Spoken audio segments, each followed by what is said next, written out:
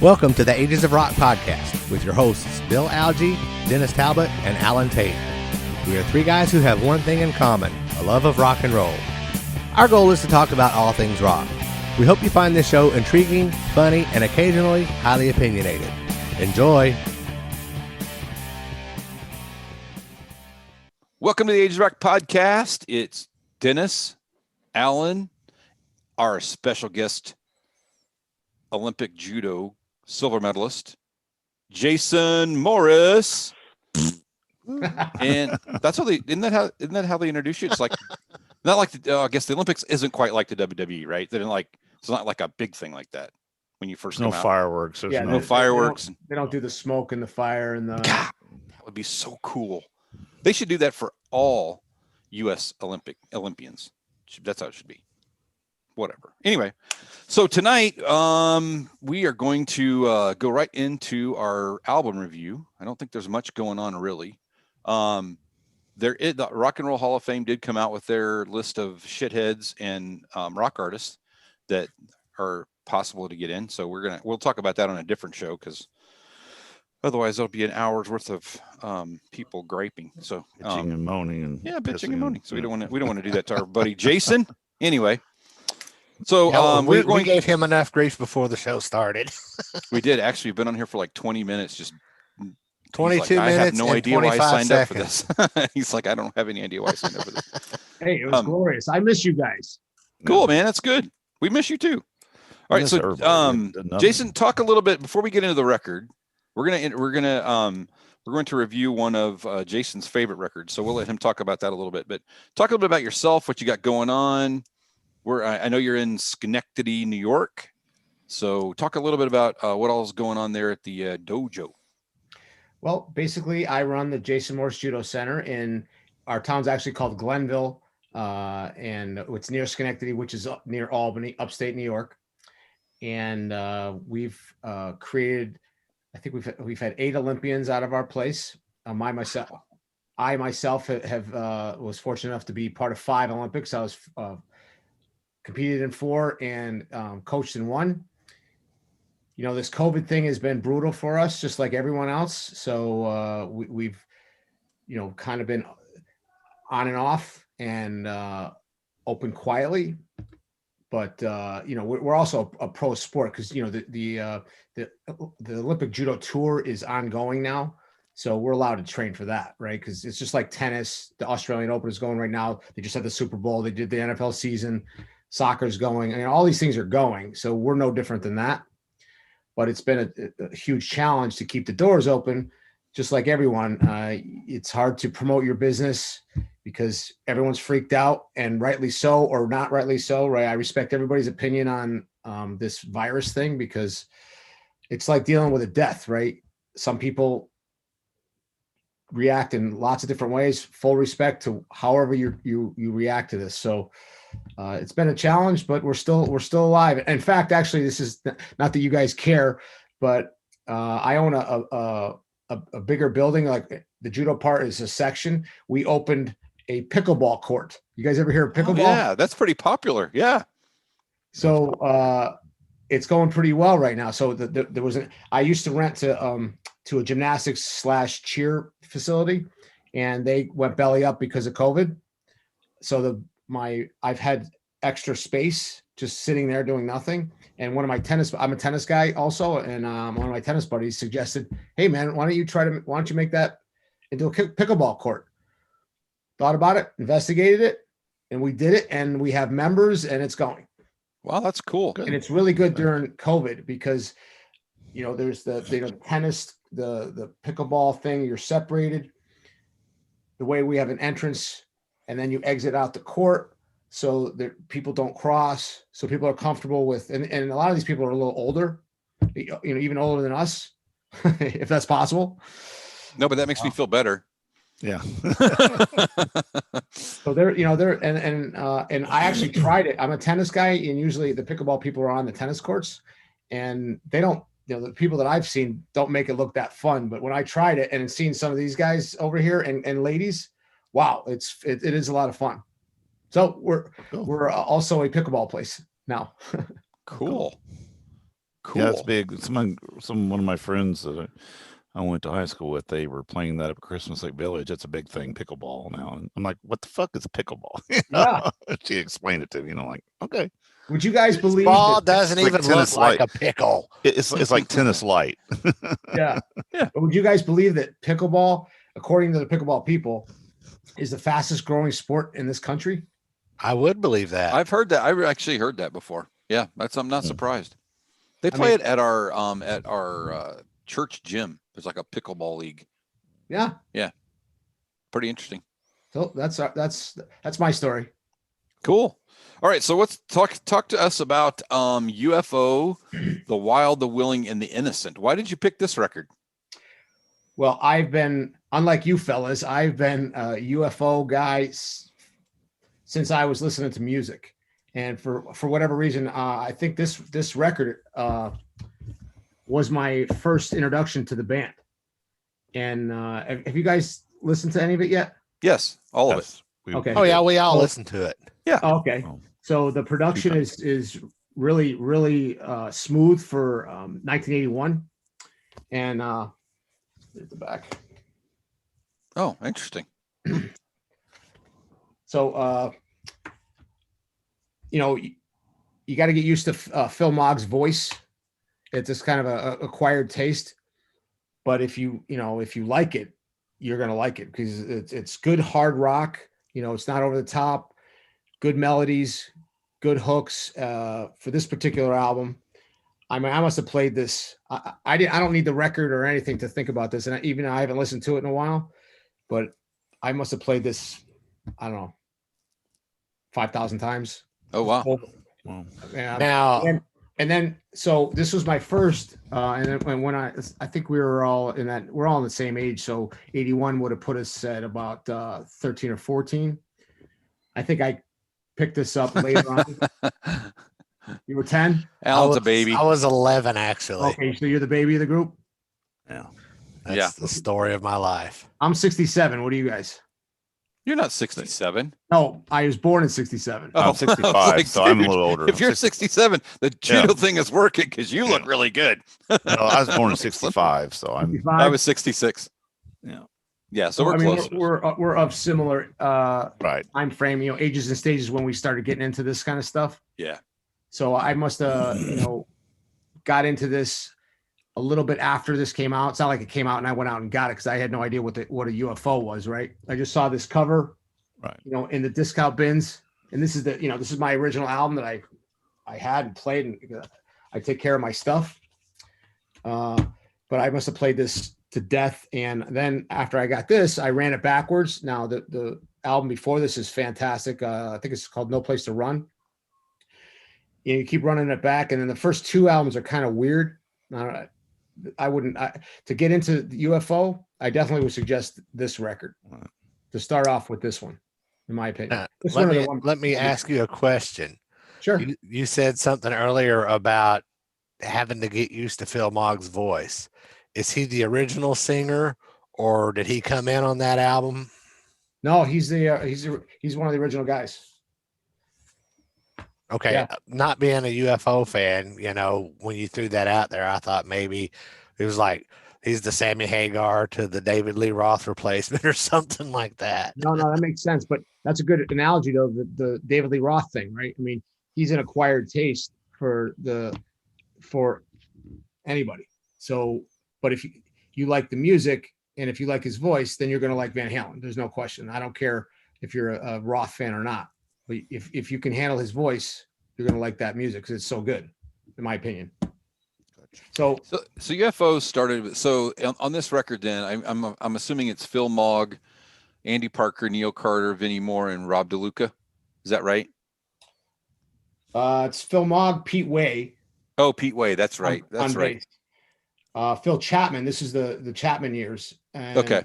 Parker and Neil Carter on keyboards. So was Shanker in previous to this? Because this is their 9th album. I read that. Yeah, he was on. He was in and out. It looked like. Yeah, I couldn't answer you exactly. but Pete Way was on this one then. Yep. Because see, I'm a big Fastway fan, so that's why I'm love Fastway. Yeah. Love that. Love them. And Jason Bonham also played in this band too at one point. Billy Sheehan did too. Billy Sheehan was 83. He was in that for a short time. I looked through their thing a while ago. They have all kinds of people that's been in and out of that band. Lots of stuff. So a little bit about this record, just so we're all in the same boat here. There's the listing of people. That's what you just said. So this album peaked at number 77 on the Billboard 200. Swedish album charts, it went to 27, and the UK album chart, it went to 19. So it did come out January 6th of 1981. There you go. And let's see who was the producer, because I saw that too. Where did I see? It was their first album that they actually self-produced. Oh, is that what it was? Maybe that's what I meant. That's what I missed. Yeah, could be. I did read that. So, all right. So does engineered mean the same as produced? No. This was the first self-produced album. I read that it's on their Wikipedia somewhere. Okay, yeah, that's possible. I think we all looked at the Wikipedia today. Pretty well. I'm just reading off the album. Ouch. Yeah, probably self-produced. That would make sense. Right. Oh yeah, it says produced by UFO. There you go. Boom, boom. Actually, a fact. I got a fact right. Good job. You should write that down. That never happens. That's rare. It never happens. It's very rare. This day, all right, Jason. So rock history. There you go. So what we usually do is go track by track, and just talk about the track, what it means, what our thoughts are about it, and then kind of go from there. So we normally will let our guests go first, unless you for some reason don't want to. But there you go. Unless I'm hosting, and I always forget that. And then if Dennis is hosting, it's random because he can't organization is not his thing. So there you go. All right. So Jason, let's talk about Chains Change, which is the leadoff song written by Pete Way and Phil Mogg. So what a killer kickoff track that is. It starts off a little slow and runs into the kind of a galloping beat. It's I would say mid-heavy, but great hooks. A good, cool chorus. And for me, that song grabbed me for that album, and so that kept me engaged the whole record. Cool, love it. Alan, I listened to this album for the first time ever today, and I actually took notes while I listened to it. So, nice. So there's a first time for everything around here. I said that I really liked the opening riff, but the song didn't have that grab you by the throat vibe that, Bill and I and Dennis have all talked about. If it doesn't grab you right away, not likely to keep listening. But it didn't stop me from wanting to listen to the album. I did make it through the whole album and was pleasantly surprised. Interesting. Cool. And for me, I thought it was I thought this was the best song on the record. I thought they opened with a pretty strong track. It was when I think, because I really had to think back about 1981 and the music that was coming out at that time, and so I thought it really kind of fit that time. I mean, I thought it made sense that the record, to me, how it was produced, made sense for what was going on in that time frame. So to me, that was that's actually my favorite song on the record. And there you go. That's it for me, Dennis. Okay, so I listened to this thing twice. Like I said, I've never been a fan of UFO. Not saying that I've never gave him an opportunity. So, and of course, I know Eddie Trunk. That's his, almost like his kiss. He talks about UFO all the time. Like I said, and yesterday I put it on. I was like, okay, let's go for this, and I couldn't get through it the first time. I was skipping. And I'm skipping. I'm like, oh my God, this is going to be tough. This is going to be tough. I even mentioned some of these. I said, I couldn't make it. I couldn't make it. So today I sit down at lunch, and I got 40-something minutes for lunch. So it's a 40-minute album. So I put on the earphones, and I got through it today. But it's just maybe yesterday was not a good day to listen to something. Like I said, is it my favorite album I've ever heard? No. But there are good parts and bad parts of this album. And basically, the song opening song was I just put down. It's basically my thing says okay. It's an okay song. It's just nothing. It's not horrible, but I did make it through it. But I do got other remarks for other songs. But this one here was just okay. But like I said, I got through it today better than I did yesterday. There you go. There you go. All right, Jason, let's talk about let's see, second track is Long Gone. Written by Paul Chapman and Phil Mogg. Another strong track for me. Same, almost similar to the first song of why I like it. Good build up, good chorus, keeps me engaged, and obviously whatever's going on here I liked. So these first two tracks are very like, if I had to rate them, right, they're 8 or 9 out of 10 for me. Oh, okay. So those are your top couple songs off the record. Not yet. Not yet. Okay. All right. Oh, so you're just saying in general, those would score. Okay. They're very strong for me. I mean, I played these to death. Okay. This album to death. Cool. All right, Alan. Well, I agree with what Jason said about the build up and the good strong chorus and the good strong verses. And I also put in my notes, I would have made this the album opener. Okay. This one's a good one. Yeah. Yep.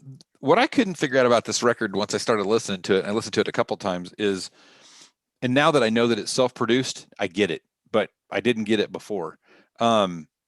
I didn't get the part where they have this slow buildup. Like, there are 5 songs that starts with there's this, and I'm like, what are you doing?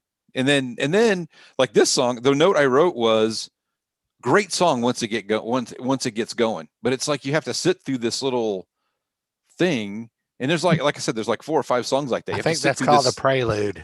Yeah, but it's like, okay, dude. But once it gets going, I like this song too. I thought it was a really good song. So I just thought that was odd. And then as I listened to it more, I'm like, well, look, okay, that's happening on that song, and it's happening on that song. And but they're kind of like keyboard preludes, right? Yeah, but this was a new keyboard player that came into this album. I don't know. Maybe they were. Yeah, maybe that was it. Maybe he like, hey, dudes, we need to come in with an open. Yeah, well, it isn't bad. It's just I couldn't. It was just I just didn't. I've not seen a record that's done that before. But it's like a few, like 3 or 4 songs. So, but like I said, I listened to the song, I had no issue with it. So, not a bad song. Okay. So, Dennis. Long Gone. Love the verse in it. I think the verse is really good. Now, the bridge, it gets to that bridge, and it almost, to me, it almost sounds like a digital skip. You know what I'm saying? The timing and the drum, because my buddy Rob was over earlier, and I was like, you got to listen to this song. And he's looked at me and he goes, how as like a cover band, that's like, you imagine Don trying to play this fucking song, Alan, anything with any kind, you know what I'm talking about? Because the drum beat, it's got that, it skips, it sounds like a digital skip, but it's just the way it is. And shit like that kind of bothers me a little bit. But once it gets back into the song, it's good, but it does it like twice in there. It gets that little bridge, and it just kind of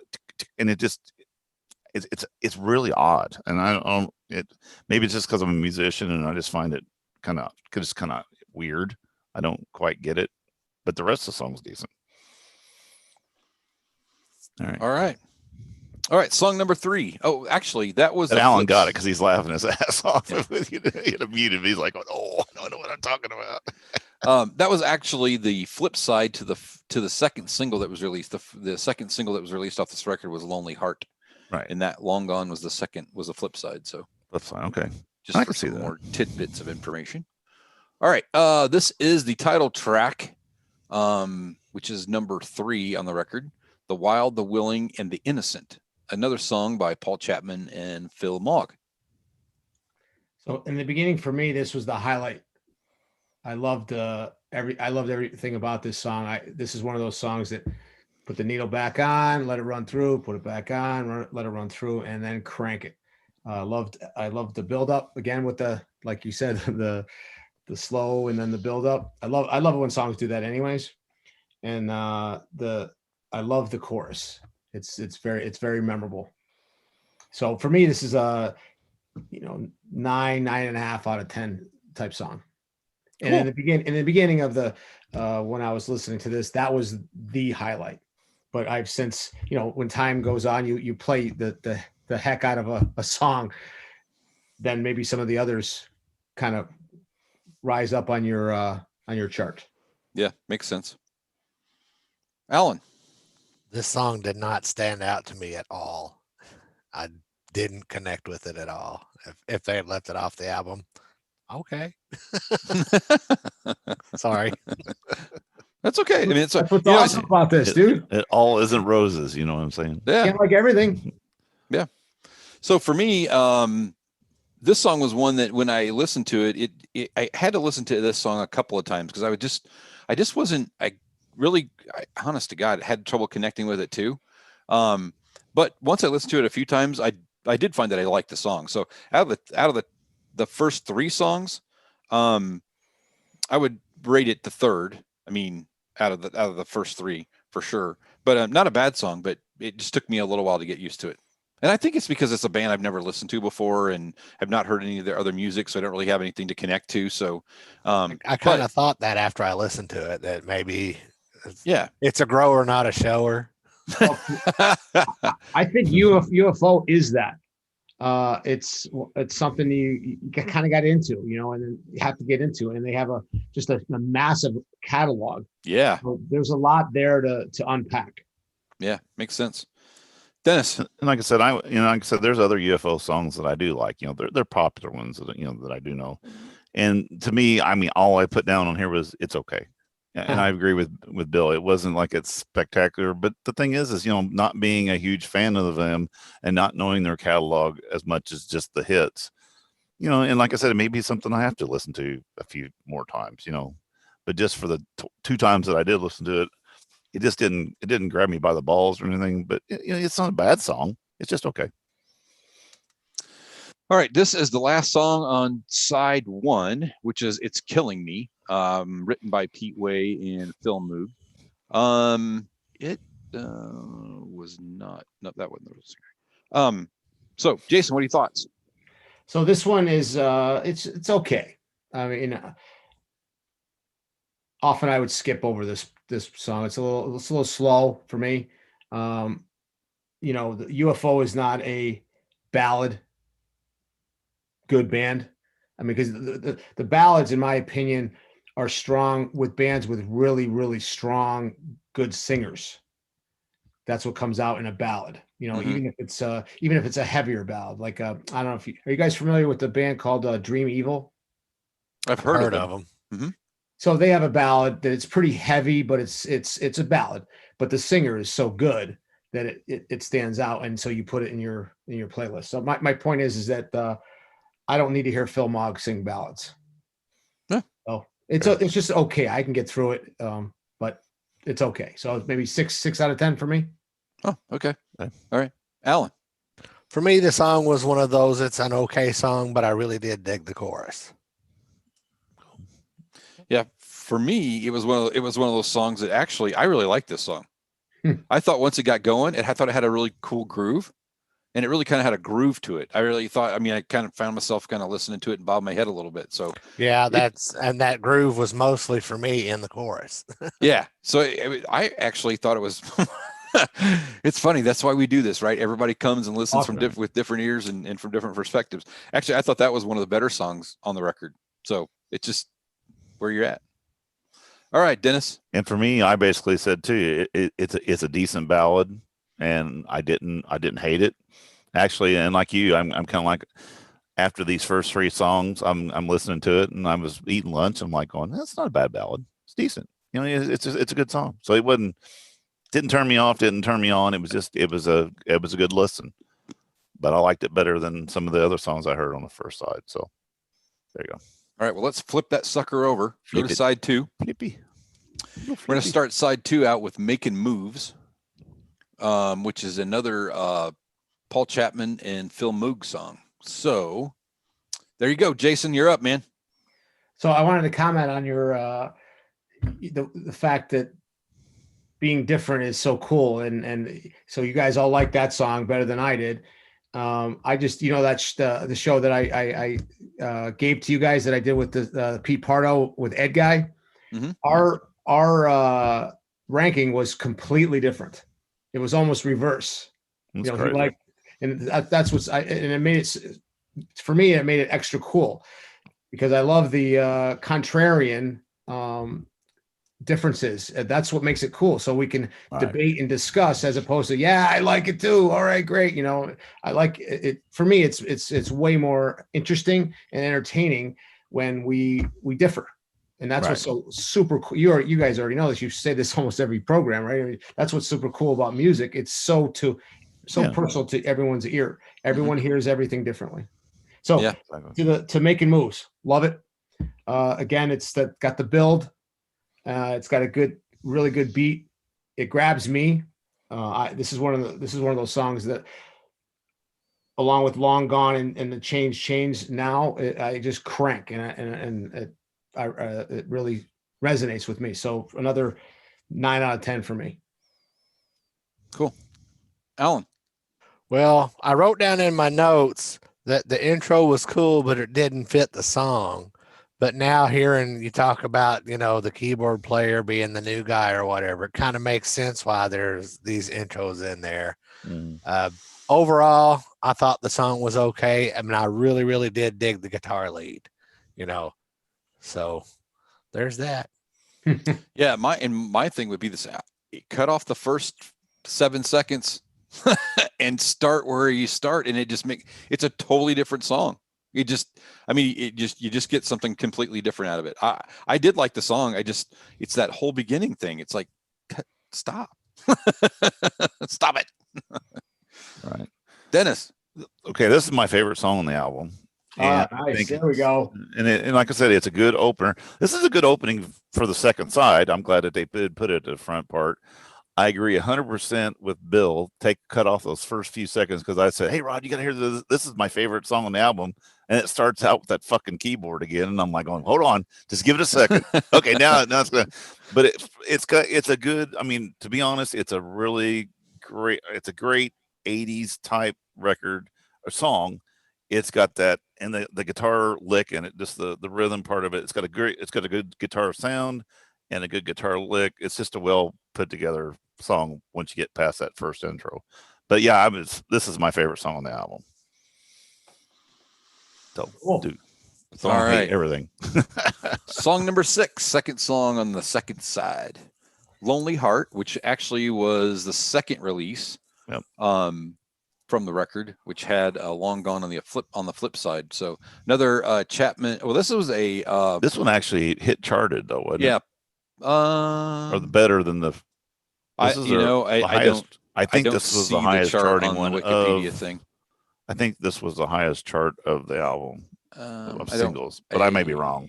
I don't see that, so I don't see it on this Wikipedia page. So, anyway, another song written by, this one's got a 3-way going on, right? It's Paul Chapman, Pete Way, and Phil Mogg. So, what do you think, Jason? I like it. Mid-pace rocker. Good chorus for me. It keeps my attention. It's not one of my favorites, but it makes the playlist. So, and then obviously years ago, I was playing the whole album.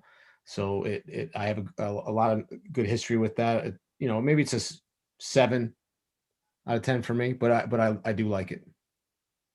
Well, you said 7 out of 10? Yeah. Okay. Alan. I dig the groove and I dig the lead guitar. That's it. That's it. That's all you need. He can't read his notes. Yeah. So for this one, I starred this one. I think, I struggled with this one. Oh my God. What is that? This one being my second favorite. Chicken Scratch. Chicken Scratch. Yeah. This one between my favorite song and It's Killing Me. I do like this song. Again, cut off the first 7 seconds. But otherwise, I thought it was a really good song. So I like this one for sure. All right. So Alan. Nope. Sorry, Dennis. Yeah, me. So anyway, no, I wrote down basically. I can see why it was a single. I mean, it's a very radio friendly type song. I mean, it's written, and you could tell that it's it's something that would go well over radio. And to me, taking the vocals out of it, just the way the song is structured and the way the song sounds, it kind of reminds me of a 707 song. Oh, I mean, it's got a little bit of that kind of, I don't know why, it's just got that little flavor. There's little bits and pieces, but I'm sitting there going, man, that kind of reminds me, but the singer doesn't. But the song itself, the structure of it reminds me of like a 707, I Could Be Good for You, kind of song. But, anyway. Which would make sense because it's in that same I mean, frame, that was been right? late 70s, 79, Yeah. 80, 81. In that same time frame.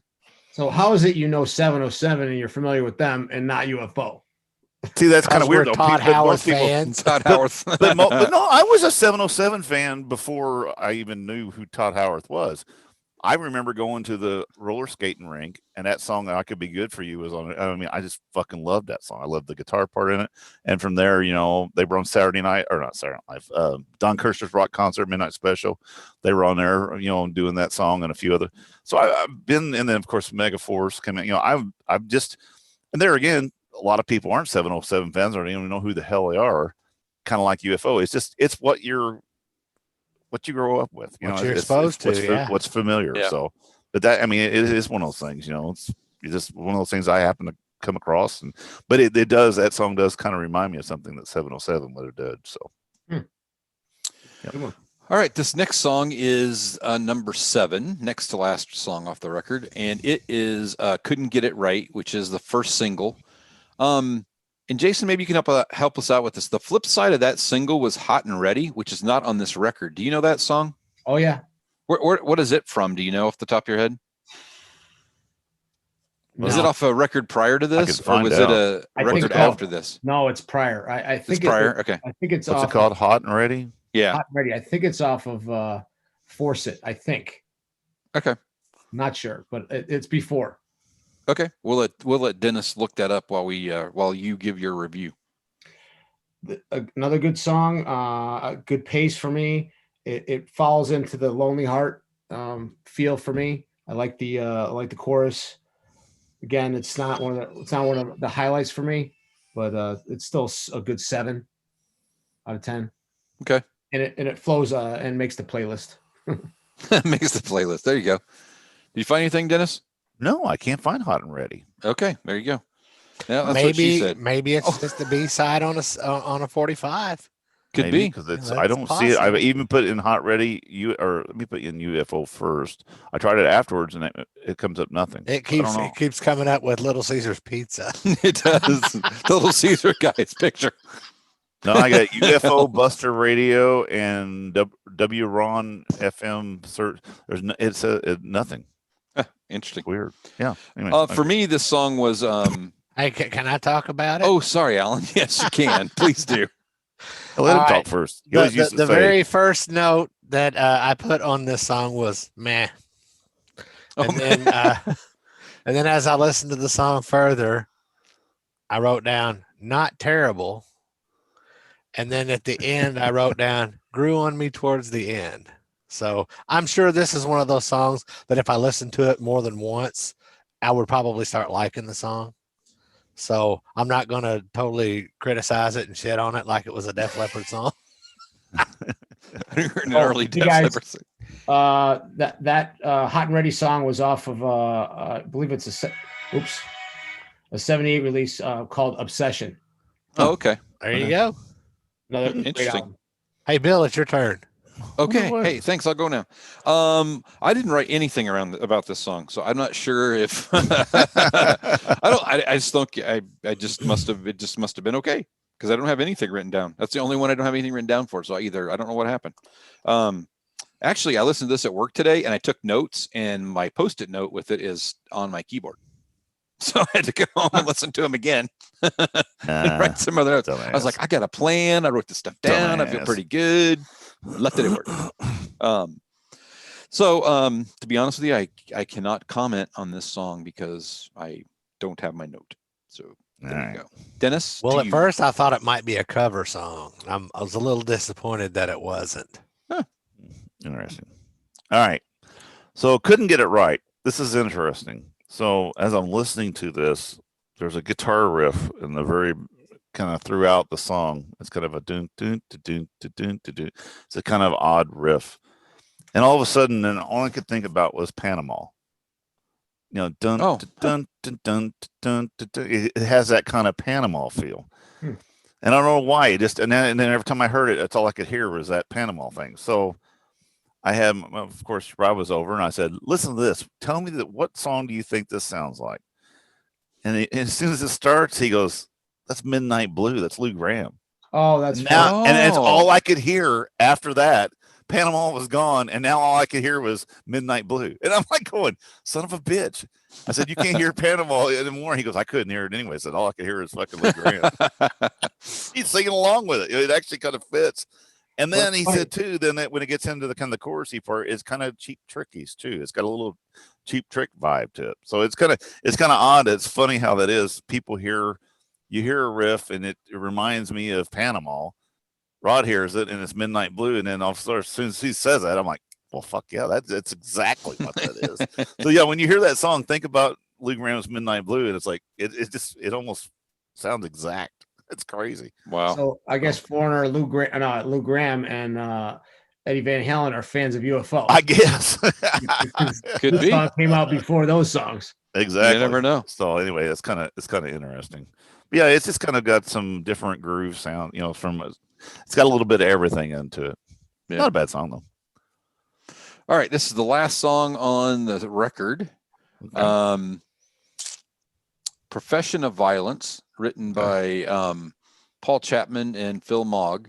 And it says it has a note here. I'm trying to figure out what the note says. Listed as profession of, with no violence on the original US and Canadian releases. I wonder why. Oh, you know what? Damn puritanical North American. Oh, look at that. See, look, this is profession of. Okay. There you go. That's got to be a mistake, right?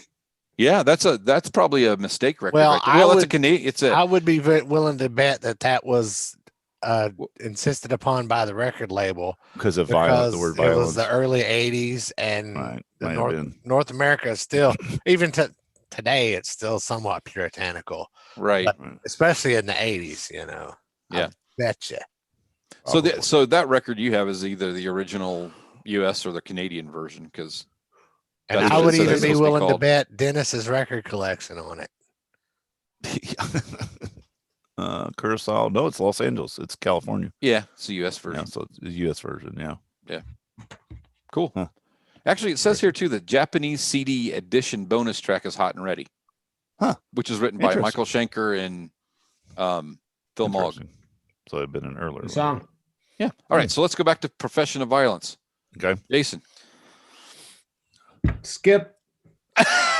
Good. I don't feel so fucking bad for what I wrote down. This is going to be real easy, isn't it? This is going to be real easy. This is mine's 2 words, but I'll let you know what it is in a minute. This is a throwaway for me. It doesn't even. I even tried to listen to it today. Skip. Back to chains. So it gets nothing from me. I get no love. You got a 0. 0. All right, Alan. Goose egg. My only note said cool acoustic guitar and piano opening. At least you were nice about it. My note says, and you can see this. Why? That's all it says. Right. Why you got this record? I think mine's pretty decent, and you put that on the end. I'm like, why? I think mine's even funnier. Mine says, "Who cares?" which, knowing that it's self-produced, yeah, which equals self-indulgence, yeah. by every band that self-produces. Ask Paul Stanley about how that's exactly true, right? We love them or not hate them. That's the truth. Nobody was there to say, guys, you know what, this song sucks. You can't get the album like that. We need to get something else. Go write a cherry pie. Do something. Yeah. All right. So that is the record review for The Wild, the Willing, and the Innocent by UFO. But before we call it an end, why don't everybody give their overall opinion of the album as a whole? Okay, we can do that. Jason. As a whole. Well, for me, I said at the beginning, this was such a important record for me when I was younger. I have a great history with it. I've played it so often It's ingrained in my DNA, like you got, like so many of our albums.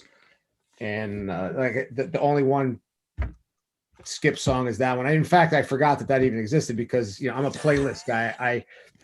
Back in the day when we used to make cassette tapes, Right. that song would never make it on one of my UFO best of according to Jason tapes. So you forget that you forget a lot of the clunkers. So for me, this is easily a 9 out of 10 album. And if anybody has never heard UFO, this is start with this one maybe. The one before that, no Place to Run, and the one before that called Obsession are a good start of and they have so many albums. So there's stuff you're gonna like, stuff you're gonna hate. Shanker comes back later and makes some really good songs in some of the later albums, but they've got I didn't write it down, but they've got a huge discography. And if you even remotely like this record, guys, I'm just talking to the three of you. I'd go back a couple albums, then maybe go forward after that if you like it.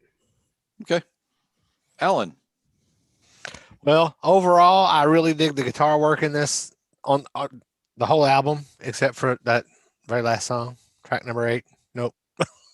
But it is one that I will go back and listen to again. So your efforts were not wasted, Jason. Awesome. Love it. So for me, this is the first time I've ever listened to a UFO record other than the hit singles they've had kind of thing. And I would listen to something different. I'd like to go back and listen to something earlier and something later just to see what the difference is.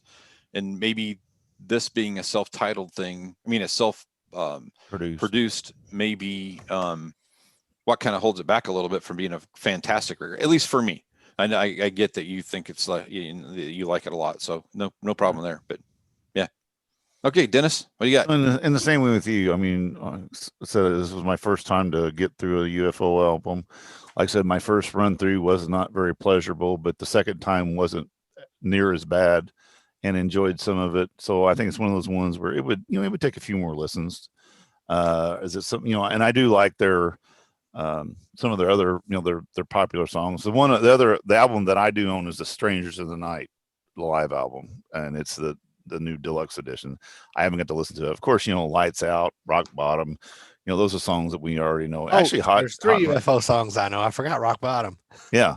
So, and then what's the other one that's big? Oh, Doctor. That's the other one that's fairly big. That's a Shanker song. Is it? But no, like I said, it's something that I'm like you. Like you said, I would now go back. Like I said, go back a couple albums, maybe go forward a couple albums and look at that and go from there. What? I'm sorry to interrupt you, Dennis, but yeah, now that I'm looking at it, 100%. The 3 before and 2 or 3 after. Okay, that'll give you a solid. That's the solid core of it. And then the first 2 or 3 or 4 albums. Right. For me personally, I'm not a huge jam guy. Right. But they were like what, 68, 69, those first albums? Yeah, they were out early. They were super early. They were, because I remember they've been around a long time. They've been around. So, those ones will be, and that's kind of like, go to Styx's first album and some of these other bands that we love, they're early. REO Speedwagon, their first, Def Leppard. But there's some stuff that go to Judas Priest's first album. It's not that, it's there, but it's not the greatest thing in the world. It ain't the same Judas Priest. Exactly. Nope, it ain't. So anyway, but yeah, no, it's not. This isn't something that I came out and just like, oh my God, this sucks, and I'm never going to listen to UFO again. No, I'll take a listen to them. It's just something, like I said, it's not something that I've never been real familiar with, and maybe it's like I said, maybe I need to listen to it a few more times, and then it'll grow on me more. So. But I like listening to new stuff. You guys are kind of in the biz, and you're around guys like me who are the big rock fans, and right. I'm sure you've heard it a million times. UFO. Oh, yeah. And you're like, you guys, all three are like, okay, yeah, and you never really dug into them. It's interesting. Yeah. There are sometimes you get this stuff in one time through, and you're like, I can't do this. That definitely happens. Eddie Trunk has another band that he loves a whole bunch, and he kept talking about, man, if you ever get one record, you got to get this fucking record. And I actually went out that day and bought it off iTunes, and it's the worst piece of shit I've ever listened to in my life. And I'm like, what the? I'll never listen to Eddie Trunk again. Can you share what it is? I offhand I don't remember. He I wish I could deleted it out remember. of his iTunes. I would. Oh, I'd have to look through it on my thing. I'd pull it on my computer, and I can't do it right now. I'll make a point to try to find that out this week, and then I'll mention it maybe on the next show. Or I'll send you a message too, Jason. I'd be Let you know. But it was something that Eddie Trunk talked about it on his TV show and on his radio show about this is the one album you got to have and blah, blah, blah. And it's like, it's the worst shit ever. I've noticed that with a lot of the stuff that I've never heard of that he recommends. It's like, yeah, it was just we've not heard horrible. of it for a reason. Yeah, Well, it's fucking horrible. We've all had that conversation. We had that on here. Oh, it too. was what one person likes, another jelly, person. not jelly, something. Yeah. Yeah, horrible. Is it a newer group? No, it's an 80s group. Oh, Because he's all about the 80s. God are they? damn it. Was it a 80s metal group? Jelly Roll? What's the name? The song's Jelly Roll. Oh, that's a Blue Murder song. Yes, Blue Murder. That's it. He talked about Blue Murder, and they were the best fucking thing that ever was. And I bought that album. They had that song on there, and it's fucking. You can't listen to it. It's just terrible. So yeah, that's one. Blue Murder. He's a huge John Sykes fan, right? Yeah. I like John Sykes. So Was Sykes, the the White Snake's original. the guy behind those two Blue Murder records. Oh yeah, it's fucking horrible. It's terrible. Yeah, I don't ever listen to Eddie Trunk. He doesn't know what the fuck he's talking about. Well, Jason, before we roll out of here, tell our listeners how they can find your dojo on the internet. Dojo. You guys can find me at www.realjudo.net. Not fake judo, real judo. Not fake judo, not www.pickleball.net. You can find the pickleball stuff on there as well. And before we end, I did it on the Pete show, I got to give a shout out to our boy that was on your show, Johnny Gioeli. He's working on a new album. Oh, cool. And I keep bugging him. So we go back and forth. We're still good buds, and I keep bugging him. Dude, you got to get heavier. You've got such a rock and roll voice. You got to get. I'm heavy. I like got a good voice. Heavier rock. I don't like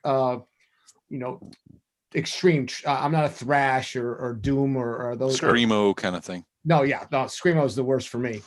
But Johnny's got such a great rock voice for me. He does. And but he also said, like I was telling you about those ballads. He's got a voice that carries those ballads that my wife Terry loves. She loves them more than I do. And I was telling him, I go, Johnny. Oh, he heard the other. I mentioned him on the other podcast, and he goes, yeah, heavy. Okay, but I'm more concerned about pleasing your wife instead of you. Whoa. Well. That's funny. To keep an eye Now the on truth that. comes out. Yeah.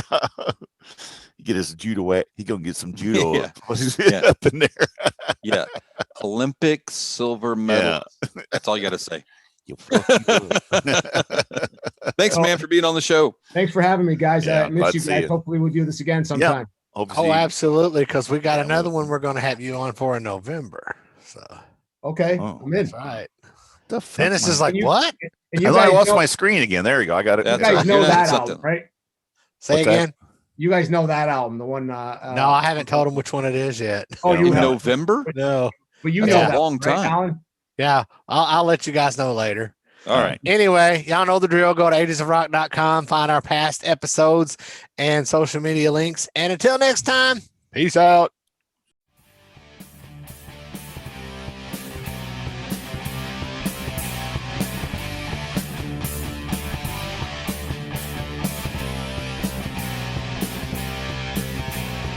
Thanks for listening to the Ages of Rock podcast. If you haven't done so already, be sure to subscribe to our YouTube channel, like us on Facebook, and most importantly, tell all your friends. Remember, you're never too old to rock. Until the next episode, peace out, folks.